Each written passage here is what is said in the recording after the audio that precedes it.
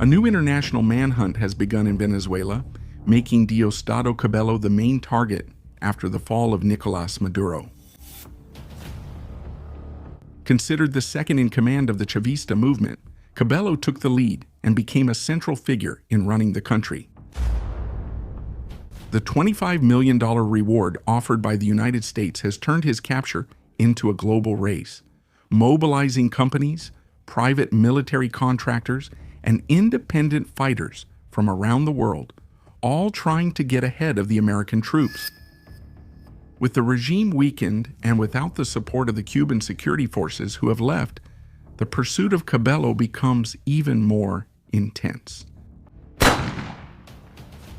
The failed attempts by mercenaries from various parts of the world who were unable to capture Nicolás Maduro saved the Trump administration $50 million, making the hunt for Cabello a race against time.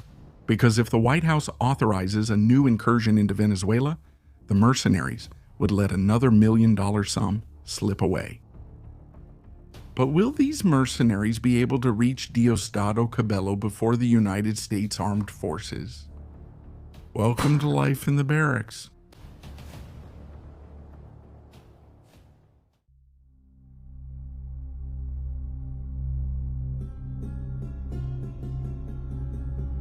Private military companies are organizations that offer combat and security services outside official state structures. They operate as true war corporations, hiring highly trained former soldiers and providing sophisticated weaponry, ranging from precision rifles to armored vehicles. In the hunt for Diosdado Cabello, these companies have become key players, mobilizing specialized teams to try to capture the man who is now seen as the center of Chavista power in Venezuela.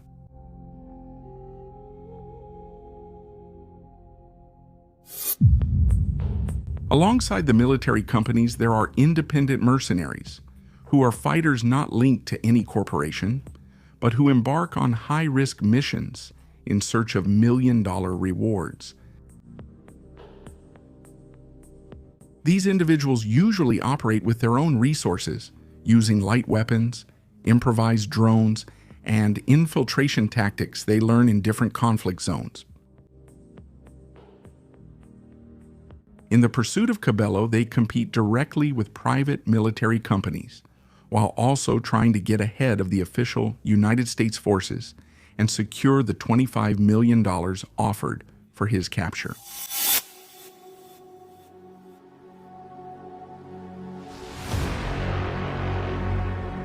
However, it is necessary to consider the Venezuelan Defense Forces, which even without great power compared to other nations, have experienced soldiers who know the territory well. On several past occasions, these troops managed to thwart attempts to capture Nicolás Maduro, even going so far as to detain international fighters who were acting as mercenaries.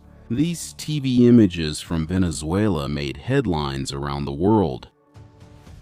Venezuelan security, a homicide team investigates a village on the northern coast of the country. This history shows that the hunt for Diosdado Cabello will not be a simple mission, since the Venezuelan military is experienced in dealing with external incursions.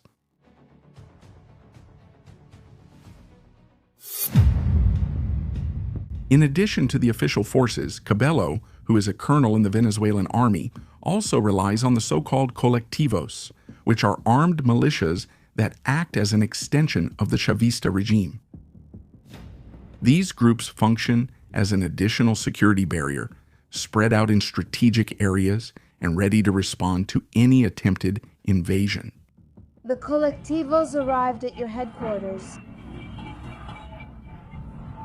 The combination of regular military personnel and militiamen creates a complex shield around Cabello, making the actions of private military companies and independent mercenaries even more risky and harder to pull off successfully. International private fighters have some strategic advantages as they accumulate experience in different conflicts around the world. After World War II, the mercenary market grew rapidly following transnational conflicts and offering specialized services in combat, protection, and training. More recently, these groups operated in Afghanistan and Iraq, supporting regular United States forces on missions to capture targets, neutralize them, and protect sensitive facilities. A striking example was the role of Blackwater, now known as Academy, during the Iraq War. This private military company signed a $21 million contract to protect employees, train local forces, and provide support to American troops. With access to modern weaponry and advanced logistics, Blackwater, founded by the mercenary Eric Prince, became a leading name in this sector, showing how private companies can play decisive roles in complex military operations.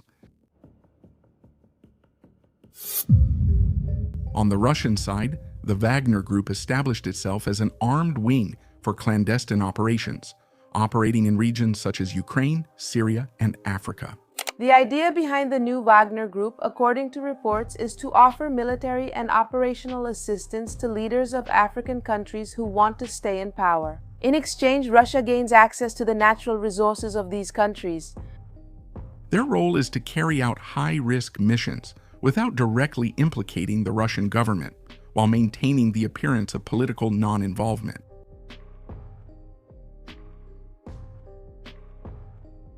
In the war in Ukraine, the use of mercenaries has become even more prominent, with countries offering high amounts, reaching up to 10,000 rials per day for missions to extract officials and civilians from conflict zones.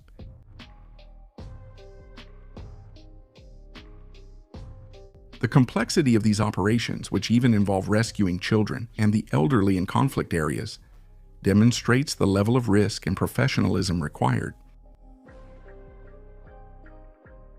Mercenaries make a living from high-risk operations and contracts, and the $25 million reward for the capture of Diosdado Cabello represents a unique opportunity.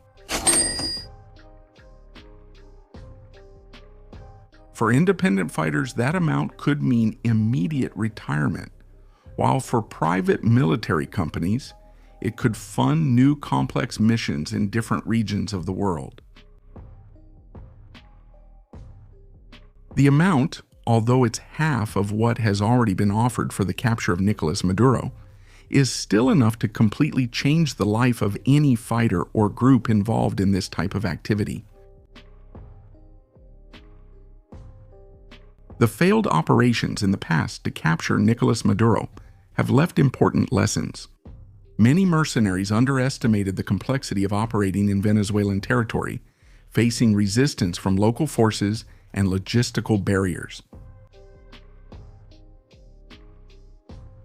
Now, with Diosdado Cabello as the target, these fighters are more aware of the challenges and know they will need to adopt more sophisticated and coordinated strategies.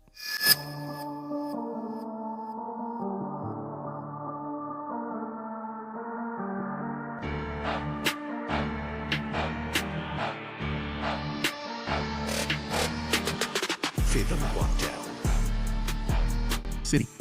The promise of a multi-million-dollar fortune mixes with the political goal of weakening Chavismo, creating a race against time, in which each group seeks not only the reward, but also the prestige of accomplishing a mission that has already proven to be almost impossible. Leave a comment below if you would take on a mission like this to get your hands on the $25 million pot of gold.